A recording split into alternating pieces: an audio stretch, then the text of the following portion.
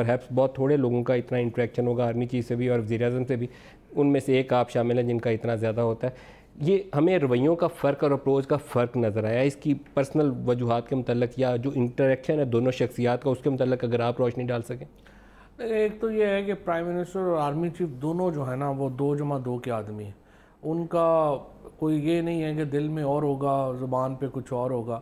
سو ایک تو یہ بڑا اچھا ہے، وہ جو ان کے دل میں ہوتی ہے وہ بات کر لیتے ہیں، ایک کنسنسس ہوتا ہے. پھر بات یہ ہے کہ دونوں کو یہ ایشوز نہیں ہے کہ کوئی بندہ ان کی رائے سے مختلف رائے دے گا تو وہ اس کو پسند نہیں کریں گے. میں نے دونوں جو چیف صاحب بھی ہیں اور پرائم منسٹر صاحب بھی، دونوں کا یہ ہے کہ وہ بڑا کھل کے بات سنتے ہیں اور موقع دیتے ہیں کہ وہ اپنی رائے جو بھی آپ نے دینی ہے وہ دے دیں. یہی چیزیں ہوتی ہیں.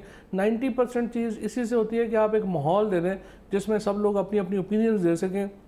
اس سے عام طور پہ فیصلہ ٹھیک ہوتا ہے. 99% ٹھیک ہوتا ہے، 1% غلط بھی ہو سکتا ہے. یہ تو نہیں ہو سکتا کئی دفعہ زیادہ اوپینینز آ جاتی ہیں، اس میں غلط بھی آ جاتا ہے، جس کو کہتے ہیں انالیسز پیرالیسس، وہ بھی ہو جاتا ہوگا. لیکن یہ ہے کہ عام طور کے اوپر اس سے فیصلے جو ہیں وہ صحیح ہوتے ہیں. اور پھر ظاہر ہے کہ آرمی چیف نے اور پرائم منسٹر صاحب نے بڑا کلوزلی کام کیا. اتنے بڑے چیلنجز میں جب آپ اکٹھے ہوتے ہیں تو پھر ایک اور بھی مجھے ان دونوں کے جو جوابات تھے، یہ بیک گراؤنڈ انٹریکشن تھا، کچھ بھی کہہ سکتے تھے. یہ مجھے سن کے لگا کہ ایک دوسرے کے لیے پسندیدگی بھی موجود ہے پرسنل لیول کے اوپر بھی. ایک تو پروفیشنلی دونوں کے 2 آفیسز ہیں. جو پرائم منسٹر صاحب نے تو کہا تھا کہ دیکھیں میں نے بڑے آرمی چیفز کے ساتھ انٹریکشن کیا ہے پر اس جیسا تو بندہ ہی کوئی نہیں ہے. یہ آپ اس بریفنگ میں موجود تھے، میں نے اس لیے یہ ساری بات یہاں دہرائی تاکہ آپ کی زبانی تصدیق ہو جائے. اور یہ 2-3 دفعہ انہوں نے زور دے کر یہ بات کی. انہوں نے کہا ایسا تو میں نے دیکھا ہی نہیں ہے بندہ.